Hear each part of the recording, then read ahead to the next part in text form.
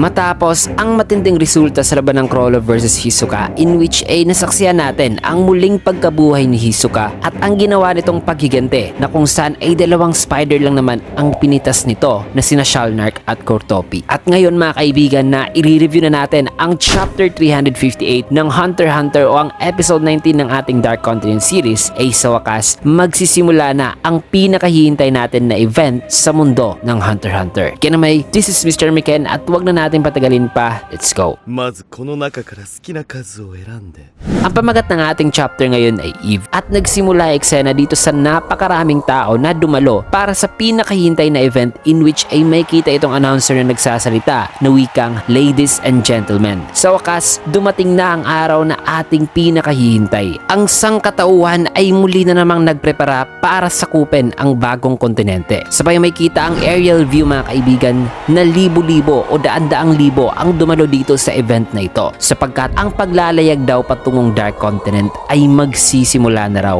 bukas. Kaya ngayon ay sisimula na raw nila ang party o pagdiriwang at may kita dyan mga kaibigan itong Black Whale at ang nagsigawan ngayon sa saya ng mga tao na dumalo. May kita rin dito itong host ng event na wikang, "Kamusta? Handa na ba kayong masaksihan ang makasaysayang event na ito?" Nalagdag pa nitong isang host na ang mai-experience daw ngayon ng mga tao ay isang historical event at sila ay parte daw ng history na ito. Sabay tinuro-turo nitong babae ang mga tao dahil parte na raw sila sa history nangyayari ngayon. Kasunod niyan ay eto na. Habang nag-a-announce itong dalawang host ay dito na nila ipinakilala ang hari ng Kakin na wikang, "Eto na, pakinggan na natin ang sasabihin ng ating dakila at kahanga-hangang hari na nagdisenyo raw sa Black Whale, ang nag-iisang hari ng Kakin na si Nasubi Huiguro." In which ay dito makikita mga kaibigan na inangat na ng machine nitong stage itong si Nasubi Huiguro na ngayon tuwang-tuwa sa kanyang epic entrance. Sabay dito niya itinaas ang kanyang isang kamay na sabing may isang bagay lang daw siyang dapat na ipaalam, na siya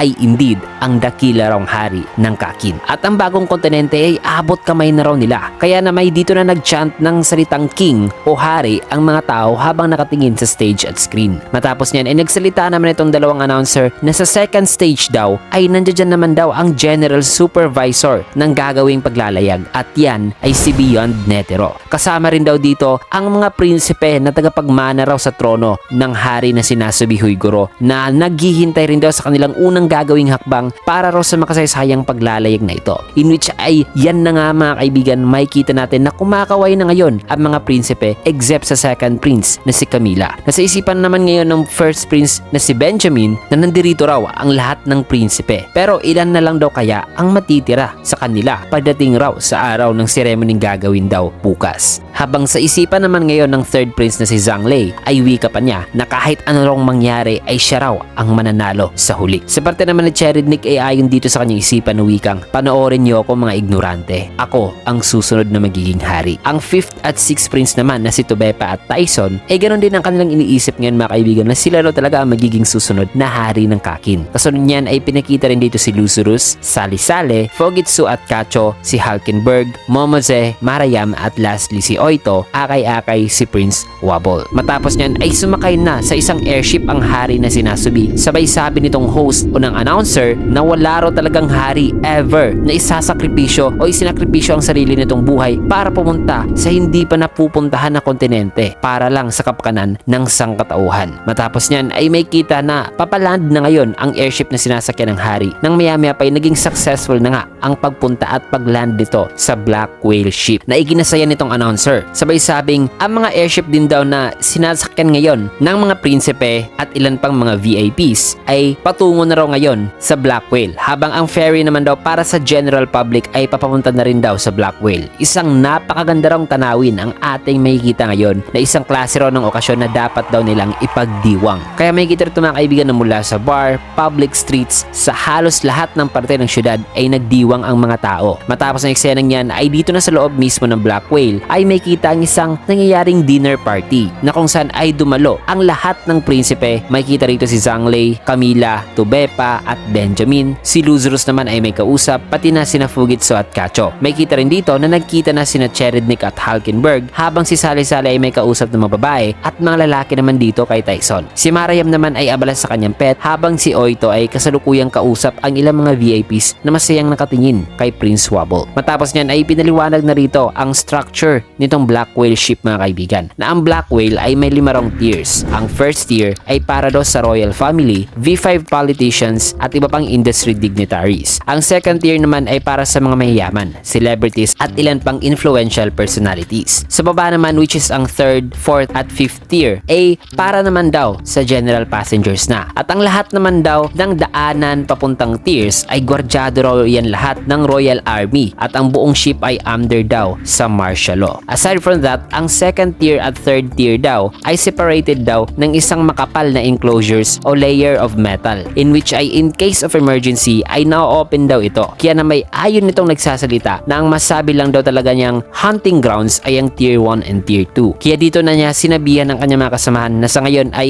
i-exercise daw muna nila ang self-control. Kasi ang tunay daw na party ay magsisimula pa lang daw 2 months daw from now, after nilang makaland sa Dark Continent. Kaya sa ngayon ay guards lang daw muna sila at hindi mga sundalo. Ayon pa nitong kanilang kapitan na i-execute lang daw nila ang kanilang assault plan kung bibigyan na raw sila ng order ni Prince Benjamin. At sa tingin niya na medyo nakakapagod daw ang kanilang assault plan na yan given the circumstances ngayon. So ang kasundaluhang ito mga kaibigan ay private army pala ni Prince Benjamin. Paliwanag pa nito na ang mga prinsipe raw dito sa Black Whale ay nakatira raw sa magkahiwalay na mga kwarto, at para raw ma-manage ng mga prinsipe ang kanilang pang-araw-araw na buhay dito sa buong ekspedisyon ay nililimitahan daw ang kanilang pagkikipag-contact sa mga guards, at ang lahat daw ng mga prinsipe ay magkikita-kita lang daw kada linggo sa isang dinner, at ang mga oras ng pagdating at pag-exit ng bawat isa sa mga prinsipe ay nakascheduled pa raw. Kaya hindi raw talaga sila mabibigyan ng pagkakataon na makatagpo ng isang prinsipe sa daanan man papapunta sa dinner event o kahit sa daanan papauwi sa kanilang residential suite o rooms. Kaya sa ngayon ay wala raw talaga silang opportunity na gawin ang kanilang misyon, at baka nga ay sa buong mga araw at buwan ng ekspedisyon ay hindi sila mabibigyan talaga ng opportunity. Matapos yan ay dito naman sa isang silid ay may kita naman si Kurapika na nagsasalita na wikang masasabi raw niyang convenient raw para sa kanilang seguridad ang mga rules na may scheduled time daw pala ang bawat prinsipe sa oras ng pag-entry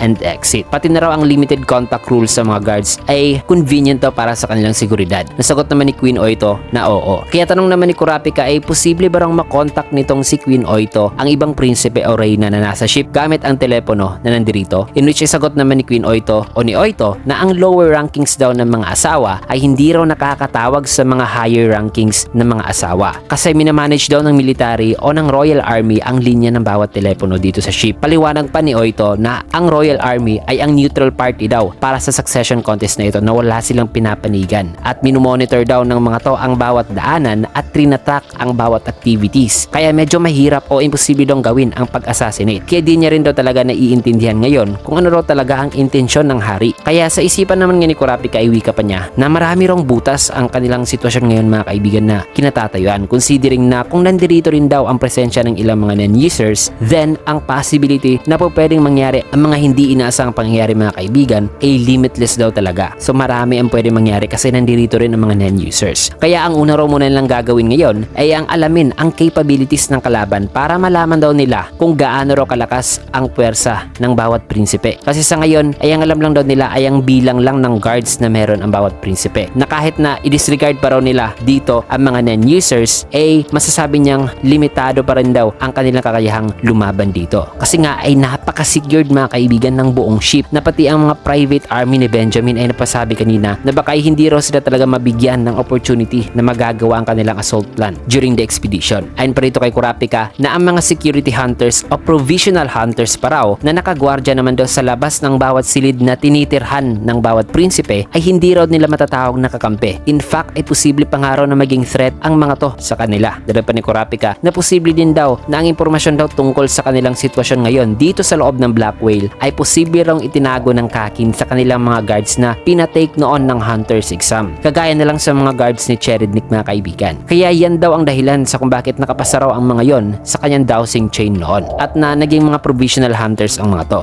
kasi itinago raw o hindi raw ibinahagi ng Kakin ang mga mahalagang impormasyon patungkol sa sitwasyon na nangyayari o mangyayari sa loob ng Black Whale in relation sa Succession War. Paliwanag pa ni Kurapika na mas madali lang din daw ang exam na sinalihan ng mga naging provisional hunters na ito kumpara sa exam ng team talaga na binuo para sa ekspedisyon patungong Dark Continent. Since na ang mga provisional hunters ay mga temporary hunters lamang mga kaibigan para sa ekspedisyon na ito na after nitong ekspedisyon ay ang license ng mga to ay mag-e-expire naman. Kaya ay ang difficulty of exam para sa kanila ay hindi raw gaano kahirap. Pero ayon kay Kurapika na parang nagkamali raw sila na tinanggap nila ang mga to kasi sa labas ng mga rooms na tinitirhan ng bawat prinsipe ay may nasa 150 provisional hunters na raw ang nagro-roaming sa tier 1 mga kaibigan na masasabi niyang may kanya-kanya na rong secret mission sa ngayon kasi hindi natin alam na during sa kanilang pag-take sa hunter exam ay hindi pa ipinaalam ng Kakin ang tungkol sa kanilang plano at ngayon na nakapasa na sila sa exam ay possible na sinabihan na sila tungkol sa sitwasyon ngayon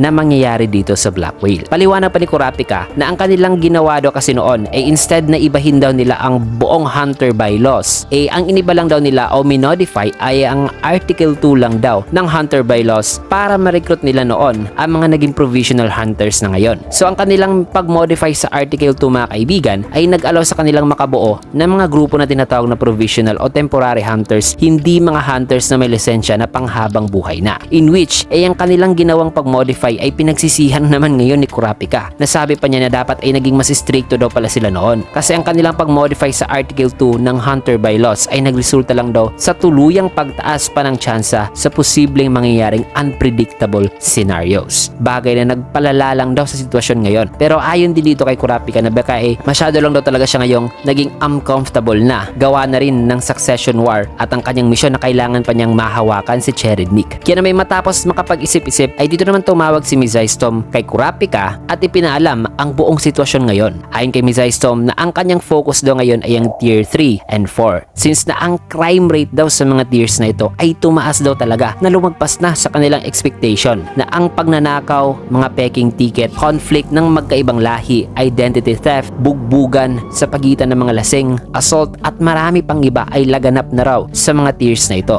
Pinaniniwalaan na raw kasi ng mga tao doon na ang nisino na magko-commit ng krimen ay automatic na mai-invalid ang kanilang ticket which will cause sa mga nasa waiting list na maaaring pumalit sa mga taong nakagawa ng krimen. May mga ilan din na nagsasabi na kung ikaw ang magre-report sa krimen ng isang tao ay makukuha mo raw ang spot nito which basically means na kung ikaw ang taong nagsumbong ay magkakaroon ka na ngayon ng 2 ticket na pwede mong ibigay sa kakilala mong nasa waiting list. So parang nagkakabuo ngayon mga kaibigan ng chaos patungkol sa ticket. Paliwanag pa ni Mizystom na ang response daw ng Kakin sa mga kaguluhang nangyayari ngayon ay hindi raw gaano ka-consistent kaya nag-aalala siya na baka may mangyayari raw talagang riot. Kaya silang dalawa raw ni Botobay ay tumulong na sa pag-assist sa military at sa private security para i-address ang sitwasyon ngayon. Kaya baka hindi raw sila makadalo ni Botobay sa gagawing meeting ng Zodiac bago ang oras ng paglayag. Ika pa ni Mizystom na na-underestimate raw talaga nila ang kapabayaan ng Kakin pagdating sa sitwasyon na ito na ang kanilang mga plano ay para bang nawalan na ngayon ng silbi at ang malala pa raw dyan ay ang sa medical team kasi 3 medical facilities lang daw ang nasa tier 3 at 2 naman sa tier 4 and 5. Imbes na ang dami ng medical clinics ay 5 times daw sana sa dami ng clinics na nasa mga tiers na ito. At hindi lang daw yan, wala din daw kahit isang doktor sa tier 5 kasi isa lang daw ang sumipot sa 15 doktor na kanilang inimbitahan. At ang nakakainis pa raw dito ay ang kada isa raw pala sa 20 passengers na nasa upper tiers ay mga doktor pala. So napakarami palang doktor sa upper tiers mga kaibigan dahil na si Chidel ay kinakailangan pang pumunta doon upang mang-hire ng doktor at i-reorganize ang mga staff. So grabe mga kaibigan, indeed, naging parang useless ang kanilang preparasyon sa sitwasyon na ito. Kaya na may napasabi na lang si Kurapika na sa tingin niya ay makakansila raw o walang mangyayaring Zodiac meeting. Nasagot naman ni Mizystom na siguro raw. Sabay tinapos ni Mizystom ang kanyang salita na sabing bakay ito na raw ang huli niyang tawag bago raw ang araw ng paglayag. Kaya dapat na mag-ingat daw ngayon si Kurapika. Nasagot naman ni Kurapika na oo. Matapos ang pag-uusap na yan ay dito na kinausap ni Kurapika si Oito habang sa isipan nitong si Kurapika ay ayon sa kanya na maaaring magagamit daw nila ang kaguluhang nangyayari ngayon sa baba depende daw sa kanilang timing. Kaya dito niya binigyan ng instruction si Oito na sabing in case daw na mag-escalate ang sitwasyon ngayon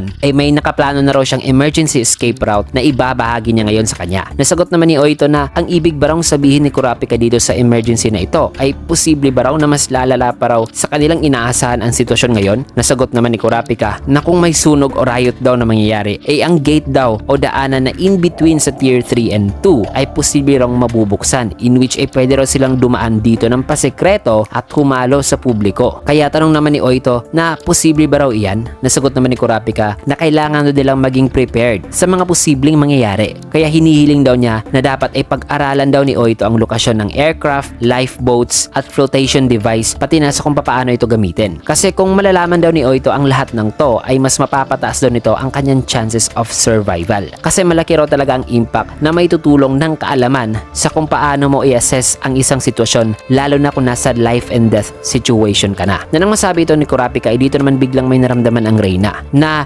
nagpakuha sa atensyon ni Kurapika nang dito ay biglang nanginig si Oito. Kaya kinamusta ngayon ni Kurapika ito mga kaibigan kung ayos lang ba raw ito. In which ay paliwanag naman ni Oito habang nanginginig na sabing pumunta raw siya dito sa ship na handang mamatay. Pero ngayon ay narealize niya na may pag-asa pa palang mabuhay. In which ay dito na siya pinagpahinga muna ni na Kurapika. Nasabi dito ni Kurapika na sa ngayon ay magagather daw muna siya ng mga impormasyon as much as possible. Bagay na ipinasalamat naman ni Oito. Matapos niyan ay pina-escort na ang Reyna sa sleeping quarters nito. Habang si Kurapika ay gumagamit naman ngayon ng telepono upang tawagan ang control room. In which ay habang naka-inline ngayon sa telepono si Kurapika, bigla naman siyang nakaramdam ng kakaiba. Na kinalibutan talaga siya mga kaibigan sa kanyang naramdaman. In which ay ang kanyang naramdaman ngayon mga kaibigan ay mula pala sa prinsipe na kung saan ito natutulog ngayon. Isang nakakakilabot na aura ang lumalabas dito. Kaya na may diretso nang lumingon si Kurapika na nang tinignan niya ang pinagmumulan ng aura ay dito naman nagtaka si Oito kung may problema ba raw. Kasi may kita mga kaibigan na tila ba'y nawala na ang aura. Habang si Kurapika na ngayon nagtataka napasabi na lang na wala. Ayos lang daw. So ano kaya ang naramdamang kakaiba ngayon ni Kurapika mga kaibigan na nakaramdam talaga siya ng kilabot? At grabe, masyado palang magulo ang sitwasyon ngayon na halos lahat ay hindi nila na-anticipate na mangyayari ang mga to. At mas naging mahirap pa ito para kay Kurapika gayong kailangan pa niyang protektahan ang Reyna at ang pinakabatang prinsipe sa Kakin habang isasagawa pa ang kanyang tunay na misyon. So patindi ng patindi ang mga mangyayari sa susunod mga kaibigan. At sa susunod na chapter ay magsisimula na ang pag-alis ng Black Whale at masabi nating magsisimula na rin ang patayan. Kaya na may abangan nyo yan mga kaibigan kasi dito muna natin tatapusin ang video sa last panel na ito.